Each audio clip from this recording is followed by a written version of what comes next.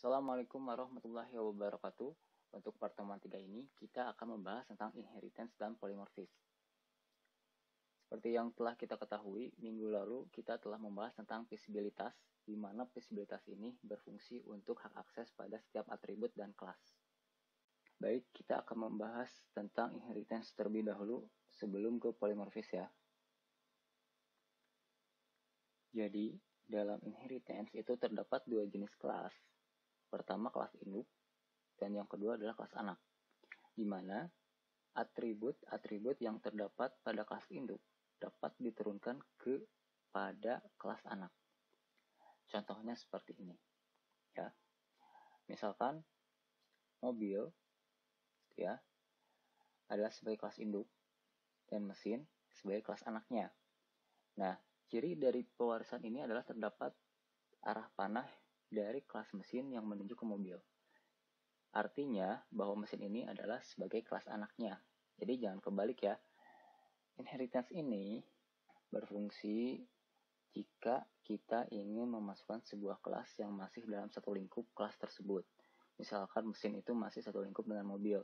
Nah, di dalam kelas mobil itu terdapat dua atribut, yaitu private, volume mesin, dan private jenis bahan bakar.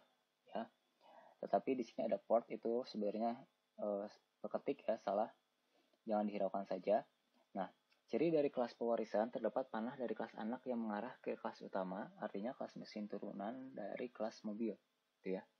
Jadi ini artinya panah ini adalah bahwa si mesin ini adalah anak dari mobil. Seperti itu, dan nantinya atribut yang ada pada mobil ini akan diturunkan ke sini. Sehingga jadi di mesin itu bisa mengakses atribut nomor pabrik, nomor rangka, terus nanti ditambahkan volume mesin, jenis bahan bakar, seperti itu ya. Nah, di sini ada contoh yang kedua, di mana ada dua kelas, dengan kelas pegawai dan kelas programmer. Ini sudah kita praktekkan di pertemuan 2 ya. Kalau misalkan lupa, silakan buka kembali videonya. Nah, pada dua kelas ini terdapat satu atribut masing-masing ya, masing-masing memiliki satu atribut. Pertama pegawai memiliki atribut publik, visibilitas publik dengan atribut gaji, dan programmer dengan atribut bonus. Seperti itu. Nah, programmer ini bagian dari pegawai, makanya ditempatkan sebagai anak, di mana induknya sebagai pegawai. Gitu. Sehingga programmer adalah anak dari kelas pegawai. Seperti itu. Ya. Kita lihat di sini ada tanda panah yang mengarah ke pegawai. Itu artinya adalah sebagai inheritance atau pewarisan, gitu ya. Di sini extend, bahwa extend ini nanti kalau misalnya di bahasa pemrograman, kalau kalian melihat atau membaca ada public class programmer extend pegawai, artinya bahwa itu adalah pewarisan. Nah, kita lihat ini ya, contoh dari sebuah script yang telah kita terjemahkan dari dua kelas ini, kelas pegawai dan kelas programmer. Nah, kita lihat di sini ada petunjuk bahwa public kelas pegawai sebagai kelas induk dan kelas programmer extend pegawai sebagai kelas anak, gitu ya. Kita lihat di sini, lihat ada extend, gitu ya. Nah, untuk menghubungkan kelas turunan dengan kelas utama atau kelas induk, maka harus menggunakan perintah extend sehingga penulisan kelas menjadi seperti berikut. Kelas programmer extend pegawai. Kalau misalkan di sininya marketing, maka jadi kelas marketing extend pegawai, bahwa marketing itu adalah turunan dari kelas pegawai. Seperti itu. Sehingga nantinya bisa dipanggil atributnya untuk ditampilkan. Seperti ini. Pak, kenapa kelas tes pewarisan itu tidak dicantumkan di sini? Ini adalah sebagai kelas main sebenarnya ya. Jadi tidak terhubung dengan atau bukan turunan dari kelas pegawai dan kelas programmer. Ini hanya untuk menampilkan atau memproses sebuah data. Seperti itu. Dan perlu diingat bahwa kelas induk dapat memiliki lebih dari satu kelas anak ya.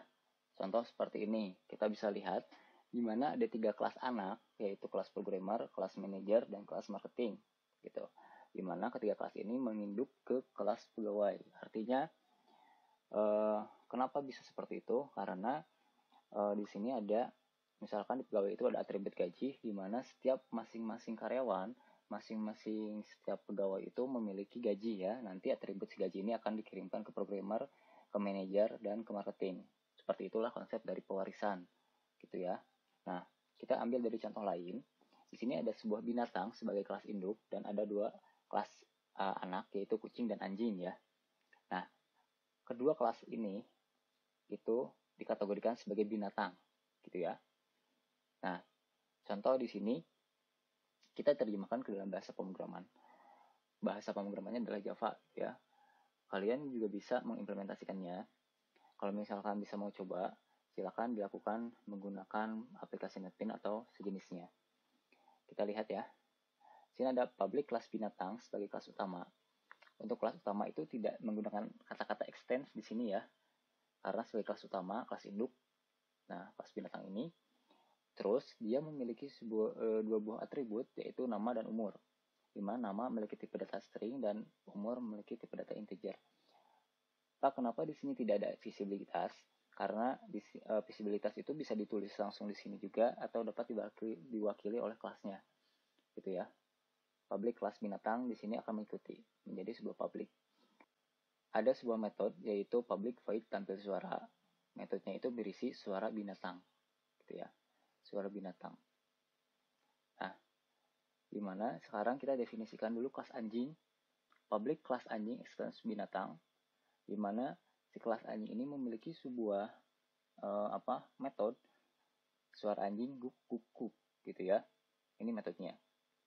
Memiliki sebuah metode yang berisi suara anjing guk guk guk. Oke, kita lihat nih, yang anjing ini ya. Nah, sekarang kita terjemahkan juga ke dalam bahasa pemrograman yaitu kucing. Public class extends binatang, bahwa kucing ini adalah turunan dari binatang juga. Seperti itu. Pak, apakah bisa nggak kalau misalkan diganti kucing jadi manusia? Ya bisa, tidak akan error. Tetapi ingat, untuk menempatkan sebuah kelas turunan itu harus disesuaikan dengan kriterianya. Gitu ya. Tidak mungkin kalau misalkan manusia itu turunan dari binatang seperti itu kan. Sehingga kita harus merelevankan sebuah kelas itu turunan apa. Seperti itu ya. Harus bisa membaca bahwa kelas yang akan kita pasangkan dengan kelas turunan itu kelas apa. Jangan asal-asalan memberikan nama kelas sehingga itu bisa menjadi memunculkan kesalahan persepsi seperti itu. Nah, setelah kita membuat sebuah dua kelas turunannya, nah kita sekarang membuat kelas main untuk menampilkan dua kelas tersebut di layar monitor ya. Kita buat kelas mainnya, public class main. Sebenarnya bebas namanya ya, tetapi kita di sini menggunakan main class itu supaya mengidentikan bahwa ini adalah sebuah main class. Public static void main string arguments, ARGS itu artinya arguments. Kita definisikan konstruktor anjing 1 sebenarnya new anjing 1 titik tampil suara. Nah, anjing 1 show info Blacky, kucing 1 new kucing 1 show info Coki 12. Nah, sehingga jika di running maka akan menjadi seperti ini. Suara anjing guk guk guk guk, nama Blacky umur 14. Suara kucing meow meow meow, nama Coki umur 12. Seperti itu ya.